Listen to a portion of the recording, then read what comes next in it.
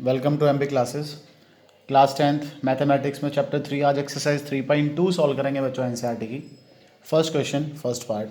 Book खोल के बैठना, बुक में देखते रहना क्वेश्चन क्या है, फिर भी मैं साथ साथ रीड कर रहा हूँ। 10 students of class 10 took part in mathematics quiz. If the number of girls is 4 more than the number of boys, मतलब क्वेश्चन की स्टार्टिंग मिल गई हमें भाई कि गर्ल्स और बॉयज़ के नंबर फाइंड करने हैं, कितनी गर्ल्स हैं कितने बॉयज़ हैं। Let total girls is equal to total girls is equal to x let कर लूँ। Let total boys is equal to y let कर लूँ। अब अगर आपने फर्स्ट लाइन दोबारा पढ़ी हो, 10 student took part in mathematics quiz, 10 student according to situation in दोनों का सम 10 होगा, x plus y is equal to 10। क्या ये फर्स्ट इक्वेशन आ गई। नेक्स्ट कहता है number of girls is 4 more than the number of boys. बच्चों बड़े ध्यान से सुनना भाई, गर्ल्स और बॉयज़ में कम ज़्यादा का रिलेशन है, तो मैंने एक तरफ तो नंबर ऑफ गर्ल्स लिख दी, एक तरफ नंबर ऑफ बॉयज़ लिख दिए। हमारा काम है उसको बैलेंस करना। बैलेंस करना मतलब गर्ल्स और बॉयज़ के नंबर इक्वल कैसे होंगे, बैलेंस करेंगे। क्वेश्चन वाला कहता है girls is 4 more than number of boys, ये गर्ल्स 4 ज़्यादा हैं। अगर मान लो ये 20 हैं तो ये बच्चों 16 है, मतलब ये 4 ज़्यादा हैं। तो इक्वल करने के लिए मुझे क्या करना होगा, बॉयज़ में 4 ऐड कर दूँ, इनकी वैल्यू इक्वल हो जाएगी। देखो ये है वही डिजिट, लेकिन वो एक्स वाई में ना बच्चे थोड़े से पजल हो जाते हैं, तो आपने पजल नहीं होना है। कहता है ये 4 ज़्यादा हैं, गर्ल्स 4 ज़्यादा हैं, तो बॉयज़ में 4 ऐड कर दूँ, बैलेंस होंगे दोनों के दोनों। तो इसको लेट कर लेते हैं इक्वेशन नंबर 2। अब बच्चों ये फर्स्ट इक्वेशन और ये सेकंड इक्वेशन, इसको सॉल्व कर दो by substitution method. Elimination method से भी सॉल्व कर सकते हो, लेकिन सब्स्टिट्यूशन डायरेक्ट नज़र आ रहा है, अप्लाई करो। सेकंड इक्वेशन की वैल्यू उठाओ, मतलब इसको उठाओ और पुट कर दो फर्स्ट में, पुट इन ए 1। इसमें x की वैल्यू पुट करो बच्चों, y plus 4 plus y is equal to क्या है 10। y प्लस वाई, ये y प्लस वाई क्या हुआ 2y। आगे कौन है बच्चों प्लस 4 इक्वल टू कौन है 10। 4 को उधर शिफ्ट करो, 2y is equal to 10 minus 4 क्या हो जाएगा 6। 2 से डिवाइड करो, जब 2 से डिवाइड करोगे तो 6/2 क्या हो जाएगा 3। तो y की वैल्यू क्या आ गई 3। ये y की वैल्यू 3 उठाओ बच्चों और पुट इन 2 कर दो। इसको सेकंड में पुट, यहाँ देखो y की जगह 3 रखो। x क्या होगा, y की जगह 3 रखोगे तो 3 प्लस 4 और 3 प्लस 4 बच्चों क्या वैल्यू आ गई 7। तो आपके पास x की वैल्यू आ जाएगी इस क्वेश्चन में कितनी 7। तो नंबर ऑफ गर्ल्स होगी 7, नंबर ऑफ बॉयज़ हो गए 3। इसी का सेकेंड पार्ट है बच्चों, भाई पढ़ के देखो। कहता है 5 pencil and 7 pen together cost rupees 50। अगर आपने पिछली वीडियो देखी होगी तो आपको पता लग गया होगा, मैंने आपको बताया था जो कुछ भी फाइंड करना है उसी को एक्स वाई लेट कर लो। तो इसमें पेंसिल और पेन की कॉस्ट निकालनी है, तो लेट कर लूँ cost of 1 pencil is equal to, cost of 1 pencil is equal to rupees x, और लेट कर लूँ cost of 1 pen is equal to rupees y. 1 pen की कॉस्ट क्या होगी रुपीज़ वाई। कहता है 5 पेंसिल परचेज करी हैं अकॉर्डिंग टू सिचुएशन। एक पेंसिल की कॉस्ट x है, तो बच्चों 5 पेंसिल की क्या होगी 5x। एंड 7 पेन्स हैं, 7 पेन्स का मतलब क्या हो गया 7y। टुगेदर कॉस्ट रुपीज़ 50, मतलब इज इक्वल टू क्या होगा 50, फर्स्ट इक्वेशन होगी। आगे कहता है नाउ 7 पेंसिल, अगला अकॉर्डिंग टू सिचुएशन लिख लेंगे भाई। 7 पेंसिल मतलब 7x, 5 पेन मतलब 5y, टुगेदर कॉस्ट रुपीज़ 46, ये इक्वेशन नंबर 2 होगी। अब इसको सॉल्व करने के लिए एलिमिनेशन मेथड सबसे अच्छा मेथड होगा भाई। फर्स्ट की मल्टीप्लाई कर दो 7 से, सेकंड की मल्टीप्लाई कर दो 5 से, करो जी 7 से मल्टीप्लाई 35x प्लस 49y। 7 से मल्टीप्लाई करो 50 को क्या हो जाएगा बच्चों 350। 5 से मल्टीप्लाई करो भाई 5 इंटू 7x करोगे तो 35x plus 25y is equal to 230। और जो आपने इक्वल करा उसका साइन देखो कैसा है, सेम है। सेम साइन में हम क्या लिख देंगे बाय सब्ट्रैक्शन, ये माइनस ये माइनस ये माइनस, ये कैंसिल हो गया बच्चों भाई। 49 माइनस 25 करके देखो क्या बचेगा, ये बचेगा 24y। इसको माइनस करो 0 2 1 120 बच गया। y की वैल्यू फाइंड करनी है तो बच्चों इस 24 से डिवाइड कर दूँ, मल्टीप्लाई में ना इधर डिवाइड हो जाएगा। 120 को डिवाइड करोगे 24 से तो क्या आएगा 5, y आ गया। y की वैल्यू 5 उठाओ, जहाँ आपका दिल करे 1 में 2 में कहीं भी पुट कर दो। मैंने 1 में पुट कर दिया यहाँ, तो ये क्या बना 5x। वाई की वैल्यू अगर 5 यहाँ रखोगे तो 5 इंटू 7 क्या हो जाएगा 35 इज इक्वल टू बच्चों 50। 35 को उधर ट्रांसपोज करो, 50 माइनस 35 क्या हो गया 15, और 3 से कर दो, सॉरी 5 से कर दो डिवाइड। जब 5 से डिवाइड करोगे 15 को तो बच्चों एक्स की वैल्यू क्या आ गई 3। मतलब पेंसिल की कॉस्ट तो आ गई रुपीज़ 3 और पेन की कॉस्ट आ गई रुपीज़ 5। सेकंड क्वेश्चन पे आ जाओ बच्चों भाई। पूछा आपसे कि कोफिशिएंट का रेशो फाइंड करने के बाद बताओ कि लाइन इंटरसेक्टिंग है, कोइंसिडेंट है या पैरेलल है। तो मैं आपको पहले कंडीशन ही बता दूं क्या कंडीशंस होती थी बच्चों भाई। 3 कंडीशन होती है। इफ़ A1/A2 इक्वल आ जाए B1/B2 के और वो इक्वल आ जाए C1/C2 के, तो ऐसी लाइनें होती हैं कोइंसिडेंट लाइन। कैसा ग्राफ बनता है बच्चों इनका भाई? Coincident line. सेकंड कंडीशन, अगर A1/A2 इक्वल आ जाए B1/B2 के और वो इक्वल ना आए C1/C2 के, तो इस केस में बनती है बच्चों पैरेलल लाइन। इस केस में आपके पास क्या बनती है? Parallel lines. तीसरी कंडीशन बच्चों, अगर A1/A2 ही इक्वल ना आए B1/B2 के, तो इस केस में बनती है बच्चों इंटरसेक्टिंग लाइंस। कैसे लाइन इस केस में बनती है? Intersecting lines. Intersecting lines. तो बस आपने कोफिशिएंट कंपेयर करके ही बताना है कि कैसी लाइन बनेगी कैसी नहीं बनेगी, है ना। तो कोई भी एक एग्जांपल मैं करा दूं, सेकंड पार्ट में करा रहा हूँ, फर्स्ट और थर्ड आप ट्राई कर लेना। तो सेकंड पार्ट में लिखा हुआ है 9x + 3y + 12 = 0 और अगली इक्वेशन लिखी हुई है 18x + 6y + 24 = 0। आपने बताना है जी कैसी लाइनें होंगी। तो नज़र आ रहा है आपको A1 ये रहा, A2 ये रहा। यहाँ लिख लूँ A1/A2 = 9/18 मतलब 1/2, कॉमा B1/B2 आपको नज़र आ रहा है, B1 है 3, B2 है 6, तो 3/6 1/2, कॉमा C1/C2 आपको नज़र आ रहा है 12/24। सोल्व करोगे क्या आ गया बच्चों? 1/2। All are equal. अगर ऑल आर इक्वल इसका मतलब कैसी लाइन बनेगी, कैसा ग्राफ बनेगा इसका बच्चों भाई? कोइंसिडेंट लाइन का इसका ग्राफ बनेगा। होगी बात क्लियर होगी? तीसरे क्वेश्चन का भी मैं हिंट दे दूं आप बच्चों को, ऐसे ही होना मतलब सारा क्वेश्चन। तीसरा क्वेश्चन देखो, कहता है फिर से ऐसे रेशियो फाइंड करो, इन्हीं रेशियो में बताओ अब ये कंसिस्टेंट होंगे कि इनकंसिस्टेंट होंगे। तो बच्चों कंसिस्टेंट का मतलब होता है जिसके सॉल्यूशन हो, जिसके सॉल्यूशन हो। मैंने एक वीडियो बनाई हुई है जिसमें आपको स्पेशली इसके बारे में बताया हुआ है, वो देख लेना, जिसमें डायरेक्ट सारे ग्राफ सारा टेबल इकट्ठा बताया हुआ है आपको बच्चों भाई। तो इसमें भी ऐसा ही होगा। तो मैं चलो फिर से दोबारा लिख दूँ। अगर बच्चों A1/A2 इक्वल आ जाए B1/B2 के और वो इक्वल आ जाए C1/C2 के, तो इस केस को बोलते हैं इनफाइनाइट मैनी सॉल्यूशन। और जिसके सॉल्यूशन होंगे उसको हम कंसिस्टेंट बोलेंगे। ध्यान रखना, जिसके सॉल्यूशन होंगे उसको हम कंसिस्टेंट बोलेंगे, जिसके सॉल्यूशन नहीं होंगे उसको हम इनकंसिस्टेंट बोलेंगे, सॉल्यूशन चाहे कितने भी हों। क्लियर होगी बात? अगली सिचुएशन A1/A2 अगर बच्चों इक्वल आ जाए B1/B2 के और वो इक्वल ना आए C1/C2 के, तो इस केस को हम लिखते हैं बच्चों भाई नो सॉल्यूशन। और नो सॉल्यूशन का मतलब आपकी इक्वेशन कैसी हो जाएगी? इनकंसिस्टेंट। कैसी इक्वेशन आपकी हो जाएगी? इनकंसिस्टेंट। और तीसरी सिचुएशन होती है बच्चों A1/A2 ही अगर इक्वल ना आए B1/B2 के, तो इस सिचुएशन को हम बोलते हैं यूनिक सॉल्यूशन। क्या बोलते हैं इसको? Unique solution. और इसको क्या बोलेंगे बच्चों भाई हम? ये भी क्या हो जाएगी? कंसिस्टेंट। ये भी क्या हो जाएगी बच्चों भाई? कंसिस्टेंट। वही बात क्लियर हुई किस तरह से कंसिस्टेंट पता लगता है। जो थर्ड क्वेश्चन है इसका कोई एक पार्ट में करा देता हूँ, बाकी आप ट्राई कर लेना। थर्ड पार्ट मुझे लग रहा है बच्चे पजल हो सकते हैं, तो मैं थर्ड करा देता हूँ। लिखा हुआ है 3/2x + 5/3y = 7। मैंने पहले इसको थोड़ा सिंप्लीफाई करा, एलसीएम ले लिया बच्चों 6, 2 से करो डिवाइड, 3 को 3 से करो मल्टीप्लाई, 9x। ये हो जाएगा 10y = 7। क्रॉस मल्टीप्लाई कर दो तो 9x + 10y = क्या हो जाएगा? 42। ये आ गई मेरे पास फर्स्ट इक्वेशन। सेकेंड में लिखा हुआ है 9x - 10y = 42। 14 लिखा हुआ, नॉट 42, 14 लिखा हुआ बच्चों भाई। आ गई सेकेंड इक्वेशन। इनका रेशियो चेक करके देखो। A1/A2 मतलब मैं लिख दूँ यहाँ बच्चों A1/A2 मतलब 9/9, तो आ गया 1/1।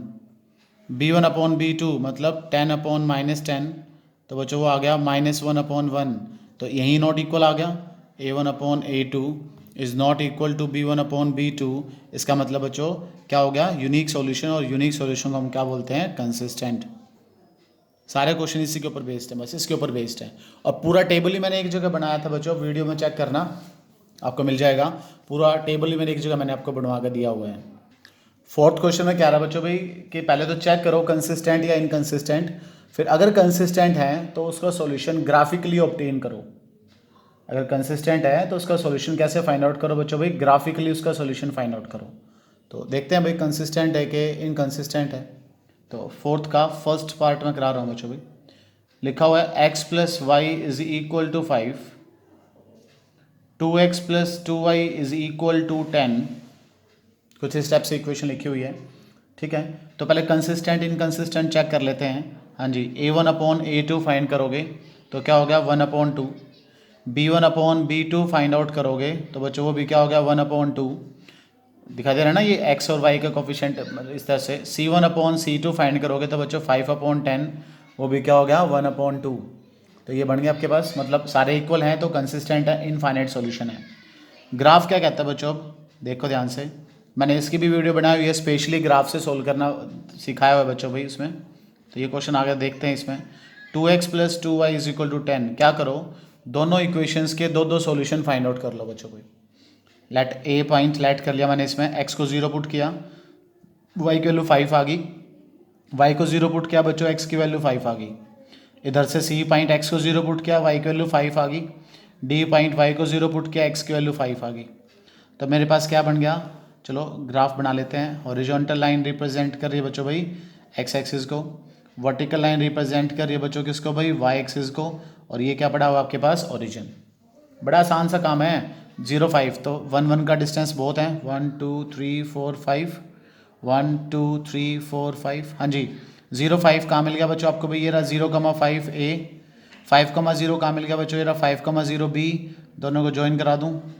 आप ध्यान से देखना, जो अगली लाइन है 0,5 और 5,0 उसके भी यही है, तो मतलब इसी के ऊपर से वो लाइन ड्रॉ हो जाएगी बच्चों। अगर इसी के ऊपर से लाइन ड्रॉ होगी, इसका मतलब कैसे होगी, कोइंसिडेंट। और कोइंसिडेंट लाइन के कितने सॉल्यूशन होते हैं, इनफाइनाइट मैनी सॉल्यूशन होते हैं, ठीक है। आ जाओ नेक्स्ट क्वेश्चन में, fifth question, most important question है बच्चों भाई fifth question. MI most important question है, स्टार डाल डाल के भर देना है इसको स्टारों से। कहता है half the parameter of rectangular garden whose length is 4 metre more than its width. बस हमने तो ये देखना है बच्चों भाई लड़ाई कहाँ हो रही है, जहाँ लड़ाई हो रही है उन्हें घर जाके चाय पियाओ भाई, तभी तो चाय मिलेगी जब लड़ाई होगी। पड़ोस में दो की लड़ाई हो रही है, एक बार उसके घर जाकर चाय पियाओ, एक बार उसके घर जाकर चाय पियाओ, ऐसे ही क्वेश्चन है। जब तक स्टेटमेंट नहीं पढ़ोगे, आपको ये नहीं पता लगेगा कि क्या फाइंड आउट करना है, तब तक काम नहीं चलेगा ना। देखो फिर क्या कहता है, length is 4 metre more than its width. तो बच्चों मैंने लेट कर ली, let length of rectangle is equal to बच्चों भाई क्या लेट कर लिया x, let breadth of this rectangle is equal to बच्चों मैंने क्या लेट कर ली भाई y। इस तरह से हो गया। Parameter of rectangular garden is 36। कहता है हाफ द पैरामीटर, देखो ध्यान से पढ़ो इस क्वेश्चन की स्टेटमेंट को, half the parameter of rectangular garden, ये कॉमे के बाद वाली लाइन अगले कॉमे तक मत पढ़ो दोबारा। Half the parameter of the rectangular garden is 36, मतलब इस रेक्टेंगुलर गार्डन के पैरामीटर का हाफ 36 है। बच्चों कैसे निकालते हैं पैरामीटर, पैरामीटर का फॉर्मूला होता है twice of length plus breadth, ये आ गया पैरामीटर का फॉर्मूला। कहता है इसका हाफ 36 है बच्चों, अगर हाफ 36 है तो पूरा पैरामीटर कितना हो जाएगा, 72 हो जाएगा। मैं 2 से डिवाइड कर दूं, जब 2 से डिवाइड करोगे तो x plus y is equal to 72 को 2 से डिवाइड कर दो, कितना हो गया 36। फर्स्ट इक्वेशन तैयार। अब वो जो कॉमे के बीच में एक लाइन लिखी थी उसको पढ़ो, length is 4 metre more than the width. बच्चों मैं आपको बहुत देर से एक बात बता रहा हूँ कि जिनमें रिलेशन दे रखी है उनको आपने बैलेंस करना है, एक तरफ लेंथ एक तरफ ब्रेड्थ।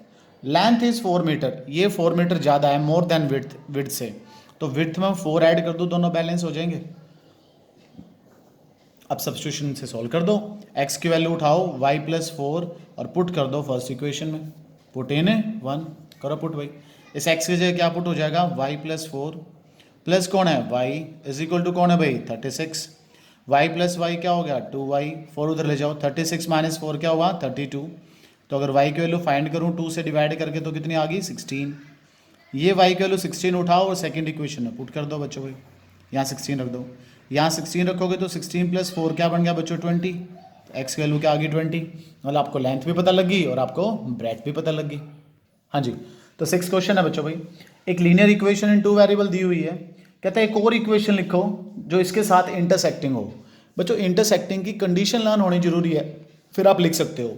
कब होती है intersecting, when a1/a2 is not equal to b1/b2, मतलब x के कोफिशिएंट और y के कोफिशिएंट का रेशियो बच्चों सेम ना आए। तो सिंपल सा मतलब होता है x को मल्टीप्लाई कर दो किसी भी नंबर से, मान लो मैंने x को 5 से मल्टीप्लाई करा दिया, और y को किसी दूसरे नंबर से मल्टीप्लाई कर दो, बस इसको 4 से मल्टीप्लाई कर दो, क्या हो गया 12y, उसको पढ़ा रहने दो। तो इन दोनों इक्वेशंस को जो आप ग्राफ से चेक करोगे ना तो ये कैसे मिलेंगी, इंटरसेक्टिंग लाइनें मिलेंगी। ऐसे बच्चों पैरेलल लाइन के केस में क्या होता था, a1/a2 इक्वल होते थे b1/b2 के। मतलब क्या हुआ कि x और y के कोफिशिएंट का रेशियो सेम होता था। बच्चों सेम रेशियो का मतलब दोनों को एक ही नंबर से मल्टीप्लाई कर दो। इसको भी मैंने 5 से मल्टीप्लाई कर दिया 10x, अगले को मैंने 5 से मल्टीप्लाई कर दिया 15y, और तीसरी सेम लिख दिया, कोई दिक्कत नहीं। इसका ग्राफ कैसा बनेगा इसके साथ बच्चों भाई, पैरेलल लाइंस। तीसरे पार्ट में आपसे पूछ रहा है, क्या पूछ रहा है कि कोइंसिडेंट लाइन हो। अब कोइंसिडेंट की कंडीशन क्या होती है सोचो, a1/a2 is equal to b1/b2 is equal to c1/c2, तीनों इक्वल होते हैं ना। तो तीनों को एक ही नंबर से मल्टीप्लाई कर दो। इसको 5 से करो 10x, फिर 5 से करो 15y, फिर 5 से करो 40। बच्चों जरूरी नहीं है 5 से करना है, आप अपने लकी नंबर से कर सकते हो, 2 से कर दो, 4 से कर दो, 5, किसी भी नंबर से मल्टीप्लाई करा दो, ये आपका सॉल्यूशन आ जाएगा। क्लियर हो गया। 7 देखो, दो इक्वेशन दी हुई है फिर से भाई, x minus y plus 1 equal to 0 एक ये इक्वेशन है, और 3x plus 2y minus 12 equal to 0 एक सेकेंड इक्वेशन है। कहता find the coordinate of the vertices of the triangle form by these lines and the x axis. ये भी अच्छा क्वेश्चन है भाई। चलो पहले ग्राफ बनाते हैं। x की वैल्यू 0 पुट कर दी मैंने, तो y की वैल्यू क्या आ गई 1, y की वैल्यू 0 पुट कर दी, ध्यान से x की वैल्यू आएगी -1, ध्यान से आप सॉल्व करके देख लेना। सी x की वैल्यू 0 पुट कर दी, y आ गया 6, y की वैल्यू 0 पुट कर दी, x आ गया 4। अब इस पॉइंट को प्लॉट कर लो बच्चों भाई। जब आप कार्टेशियन प्लेन बनाओगे तो कार्टेशियन प्लेन में आपको पता ही है x एक्सिस कहाँ होगा बच्चों भाई, आपको पता ही है y एक्सिस किधर होगा, आपको पता है नेगेटिव पॉइंट कौन से होते हैं, पॉजिटिव किधर होते हैं। तो कितना डिफरेंस बहुत है, 1 1 का डिफरेंस बहुत है, 1 2 3 4 5 6, 1 2 3 4 5 6, और 1 2 3 4 5 6 बहुत है। मतलब x की वैल्यू 0, y की वैल्यू 1, 0,1 कहाँ मिल गया बच्चों, ये रहा ए पॉइंट। x की वैल्यू -1, y की वैल्यू 0, ये रहा बच्चों बी पॉइंट। इन दोनों को ज्वाइन कर दूं मैं, एक लाइन मेरे पास ये बन गई। क्लियर होगी बात। x की वैल्यू 0, y की वैल्यू 6, ये रहा बच्चों भाई सी पॉइंट। x4, ये रहा बच्चों भाई y0 डी पॉइंट। इनको ज्वाइन कर दो बच्चों, दूसरी लाइन बन गई। अब वो क्लियर करके कह रहा है बच्चों, इन दोनों लाइन और x एक्सिस के साथ जो एरिया बना, इन दोनों लाइन और x एक्सिस के साथ जो एरिया बना है ना, वो ये देखो, ये देखो, ये वाला एरिया इन दोनों लाइन और x एक्सिस ने तो बनाया हुआ है, ये वाला एरिया, ये वाला इतना सा। इस ट्रायंगल के कोऑर्डिनेट बताओ। अब बच्चों इस ट्रायंगल का d कोऑर्डिनेट तो पता लग रहा है 4,0, b कोऑर्डिनेट भी पता लग रहा है -1,0, ये वाला नहीं पता लग रहा है e पॉइंट। अगर आपने एग्जैक्ट ग्राफ बनाया है ना ग्राफ पेपर पे, तो इसको नीचे ले आओ, x की वैल्यू 2 आ गई, y की वैल्यू 3 आ गई, अगर आपने एग्जैक्ट बनाया है तो। और बच्चों अगर आपने एग्जैक्ट नहीं बनाया है, इसलिए रफ बना के छोड़ दिया आपने, तो इन दोनों इक्वेशंस को सॉल्व कर लो, ये पॉइंट आपको पता लग जाएगा। तो तीनों कोऑर्डिनेट आ गए, b पॉइंट आ गया आपके पास भाई ऊपर लिखा हुआ है, d आ गया ऊपर लिखा हुआ है, और e पॉइंट आ गया, x की वैल्यू 2 आ गई, और बच्चों y की वैल्यू क्या आ गई 3 आ गई। आगे ट्रायंगल के तीनों कोऑर्डिनेट। इस क्वेश्चन में ये भी पूछ सकता था कि इन दोनों लाइन और y एक्सिस के साथ जो ट्रायंगल बन रहा है ना, उसके कोऑर्डिनेट बताओ। तो बच्चों वही बता सकते हैं। मतलब सिर्फ कुएं का मेंढक बनकर नहीं रहना कि बुक में जो लिख रखा है बस हमने वही पढ़ना है। इसमें अल्टरनेट क्वेश्चन भी बन सकते हैं, तो उनके लिए तैयार रहना है आपने। ठीक है, वीडियो को लाइक कर दो, शेयर कर दो, सब्सक्राइब कर दो चैनल को बच्चों, बेल आइकन दबाना ना भूलना, और जोर लगा के शेयर कर दो।